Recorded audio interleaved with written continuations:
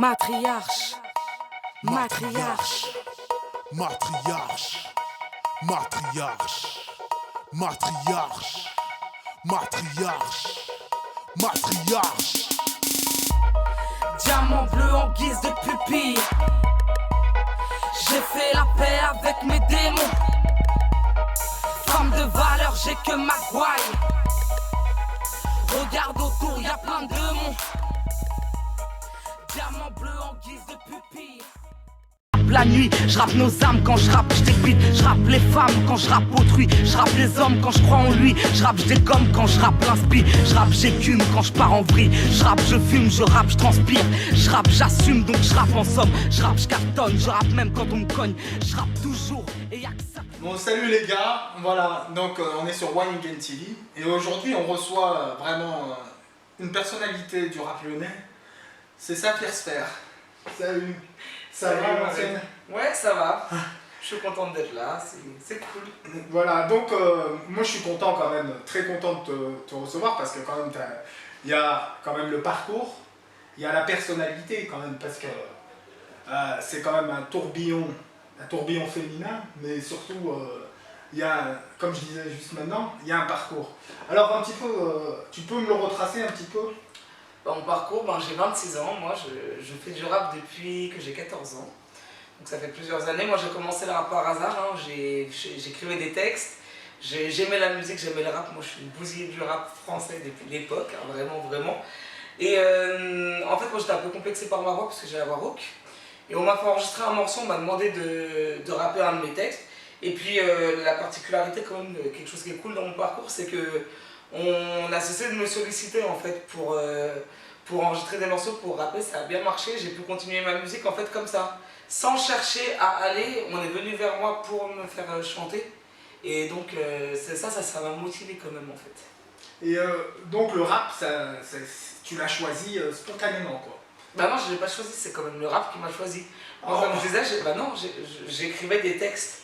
J'ai jamais choisi de rapper. On m'a fait rapper par hasard une fois. Et du coup, voilà, après on a cessé de me solliciter.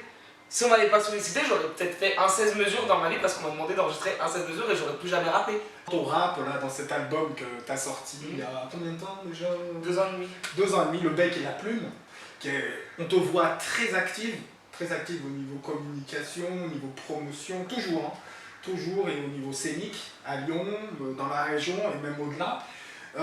Tu es même des plus actives.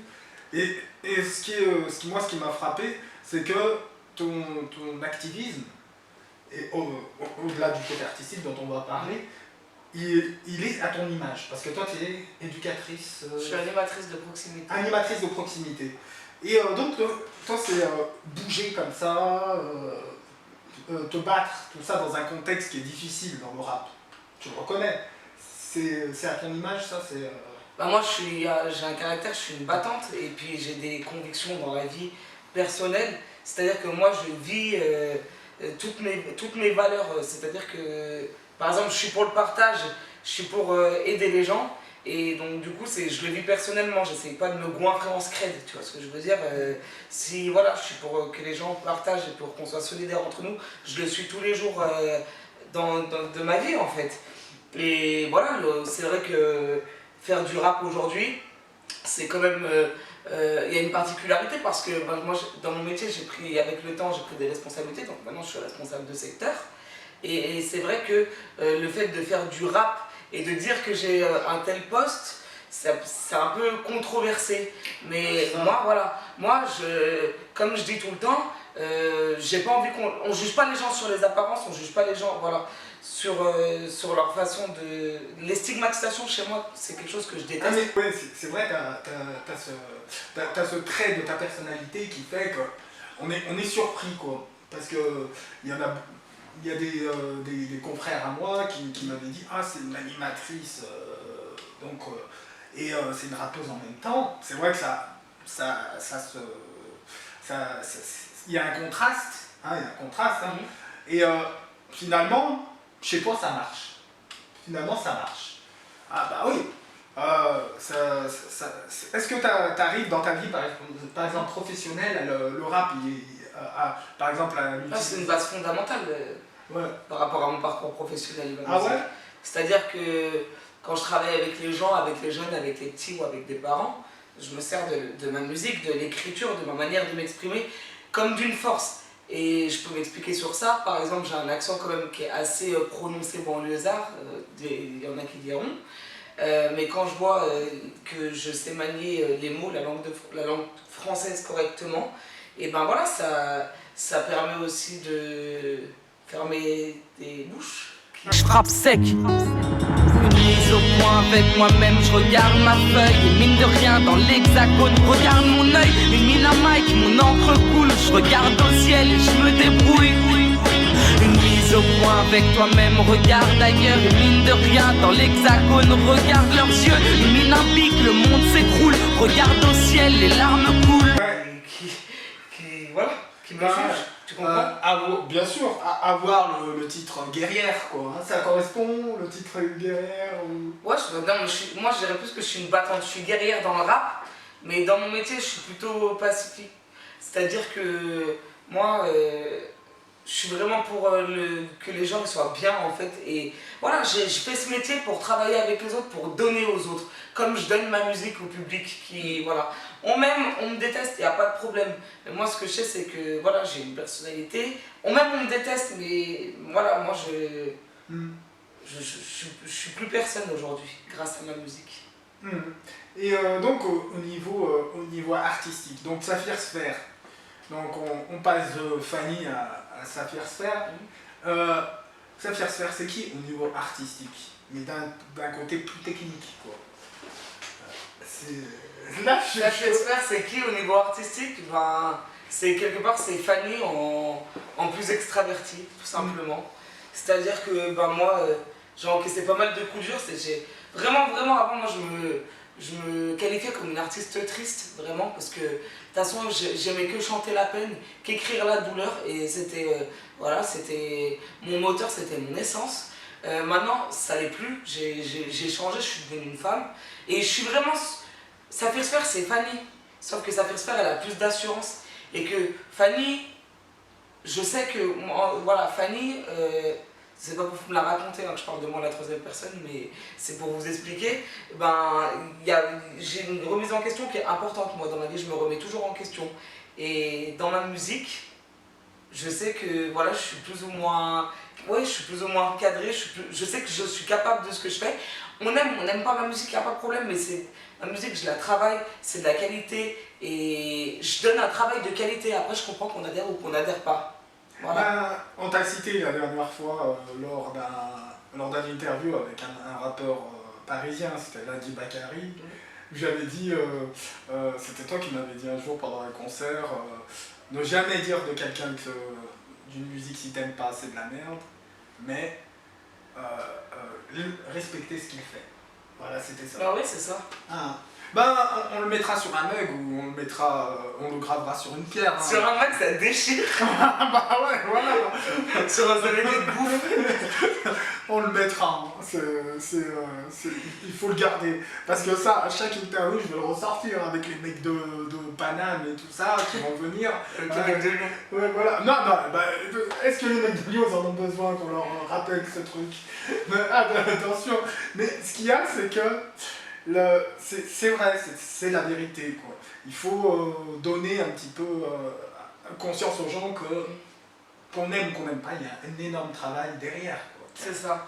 Il y a un énorme travail qui a été fait. Hein. Donc, dans cet album, c'est quoi l'histoire de ton album? Bah, en fait, c'est un maxi, hein. C'est un EP, voilà, qui s'appelle Le Bec et la Plume. Donc moi, j'avais pour projet, depuis que j'ai commencé le rap, mais maintenant après, vers le fait que j'avais 15 ans, de retranscrire mes peines. En fait, je voulais faire un petit peu un recueil de souffrances. Et du coup, ben voilà, j'ai mis du temps j'ai fait pas mal de featuring, je me suis déplacé sur Paris, sur Marseille, sur Genève, voilà, j'ai fait pas mal de choses qui n'étaient pas... Enfin, je rappais pour des gens, donc pour des projets, tout ça, pour des feats. Et qui, par exemple, entre parenthèses? Bah, je travaille avec DJ Toots, j'ai travaillé avec le Rootscore Studio de Genève, je travaille avec L.I.M. J'ai fait les premières parties de Zao, de Youssoufa, de Sefiu. Bah, voilà, j'ai connu pas mal d'artistes, puis des rappeurs, j'ai connu Louisito, j'ai connu Respect, enfin voilà, je peux pas tous... voilà, ça durait longtemps, la liste est longue et j'oublie personne avec qui j'ai travaillé, j'avais jamais refusé un featuring. Ça s'est super bien passé et c'est grâce aussi à tout ça que j'ai réussi à faire mon EP aujourd'hui. Et mon EP, c'est vraiment une carte d'identité artistique, c'est-à-dire c'était une nécessité pour moi. Je l'ai fait pour moi avant de le faire pour les autres. Donc j'en avais besoin, je voulais que toute mon histoire de vie, mes souffrances de mon adolescence au début du fait que je sois vraiment une femme, et ben je voulais que ça soit regroupé quelque part, voilà. Donc maintenant, moi je l'ai gravé dans la roche quelque part et il est là. Mais aujourd'hui, eh ben, je vais bosser sur mon album et ça sera tout autre chose. Parce que ça a été thérapeutique pour moi. Et maintenant, j'ai plus besoin de ressasser mes douleurs. Bah, c'est vrai qu'il y a des œuvres qui aident un petit peu à effacer des douleurs. Il y a qui sont thérapeutiques, comme tu as dit. Il y a des titres qui sont un petit peu qui sont plus importants que d'autres là-dedans. Oui, il y a des titres qui sont plus importants que d'autres. Donc par exemple, pour moi, À Force d'effort, c'est un morceau très important pour moi et je l'avais déjà sorti en fait il y a quelques années avant que le maxi sorte. Et là, c'est la version 2.0, New Generation en fait. Et il y a la prose des sables. Voilà. Voilà. Ouais. Et lequel qui a été clippé, c'est lequel Ah, c'est Le Bec et la Plume. Le Bec et la Plume? Ouais, d'accord. Il a été clippé où ça? Dans quelles circonstances? C'était ton premier clip? Non, c'était mon premier clip. Ouais, voilà. C'est qui te l'a fait? C'est Wida, Get Down. D'accord. Écoute-moi bien, sans ça je suis rien. Rien qu'un refrain me fait du bien. Bien qu'elle n'y puisse certainement rien. C'est grâce à elle que je m'évade loin. Parce qu'en quelques points je me ferai un chemin. Et sur la tête de mon stylo que moi j'irai loin. Je rappe comme je respire, j'écris, je transvase. C'est le label de Yoko. Voilà, d'accord. Et donc il y a cet album, donc il annonce notre projet, donc quand même. Ouais, voilà, tu vas pas nous laisser nous planter comme ça quand même. Non, maintenant je vais travailler justement sur mon album là. D'accord. Et donc là c'est un vrai album qu'on... Oui, ça sera 15 titres. C'est un format, il y a un format qui est prédéfini. 15 titres. 15 titres. Donc 15 titres, ça demande... Ici, sortir, comme ça c'est une question que je pose pas souvent, que moi je me pose, mais qu'on oublie de poser souvent aux artistes. Est-ce que c'est plus difficile de sortir un album qu'un EP? Là, ça va être plus difficile maintenant, c'est un gros challenge l'album? Non. Non, c'est pareil. Je sais pas pour... Voilà, moi je pars du principe que comme je dis... j'ai pas choisi de faire du rap, c'est l'écriture ma base. Donc si je suis toujours autant inspiré qu'avant, et je le suis, sur d'autres thèmes, même j'ai élargi mes horizons, comme je dis, je parle plus que de douleur, je parle plus que de tristesse. C'est-à-dire que je vais apporter pas beaucoup d'autres thèmes, et voilà, c'est pas... Pour moi, l'écriture, elle est omniprésente dans ma vie. Donc c'est l'inspiration. Moi, ce que je redoute le plus, par contre, en tant qu'artiste, c'est le syndrome de la feuille blanche. Ça, je l'ai connu à une période, et j'allais trop bien, je crois, dans ma vie. Et je m'étais pas habituée au fait d'être un peu heureuse, maintenant c'est bon, je le suis. Dans ce rap, où tu as trouvé ta place, où tu as vraiment trouvé ta place, rien que ne serait-ce que sur la scène. Toi, la scène, par exemple, qu'est-ce qu'elle t'apporte, toi? Parce que j'ai vu quand même, tu tournes quand même. Hein. Bah ouais, je fais pas mal de concerts aujourd'hui. C'est vrai que j'ai travaillé pas mal de temps pour, après la sortie du Bec et la Plume, pour monter en fait un set qui est présentable, et voilà, j'ai travaillé pour ça. Donc maintenant je suis sur le qui-vive, je suis toujours prête à partir, si voilà, pour une date n'importe où j'y vais, il n'y a pas de problème. Maintenant moi la vérité c'est que j'ai évolué entre temps, et avant je me sentais beaucoup mieux en studio avec mes proches, avec mes ingé sons, avec mes beatmakers, avec mon équipe, que sur scène. C'est pas le fait que ça se soit mal passé, ça s'est toujours bien passé pour moi sur scène, Dieu merci. Mais voilà, j'étais trop pudique pour aller justement être impudique sur scène. Parce que je parle de choses qui étaient dures pour moi. Et maintenant, non, c'est l'inverse. Je suis vraiment bien sur scène à l'heure d'aujourd'hui. Et c'est toujours un plaisir pour moi d'être sur scène. Et voilà, quand j'ai envie de passer mon message, j'ai envie que les gens y ressentent. J'ai vraiment vu des... Enfin voilà, je suis parti faire des concerts dans des endroits et tout, et j'ai vraiment vécu des choses fortes. Et avant, j'étais quelqu'un de plus introverti, donc je faisais mon son en scred, voilà, je sortais mes morceaux, j'étais avec mon équipe, on ne me voyait pas. Et maintenant, ben voilà, le fait d'avoir été sollicité pour faire des concerts et de faire des concerts, et ben c'est quelque chose que j'aime et voilà, j'ai toujours hâte. Depuis lors, j'ai peur de l'homme. Je manie la rime, j'observe et je constate. Parce que des pas des jams, c'est une force. On limite ou pas, public. Et je prétends pas être guerre et moche. Ça fait se faire un printemps, donc j'ai pris le temps de vous dire ce que j'attends. Moi j'en ai vu et sur ma vie, à toujours pire, faut qu'on s'entende.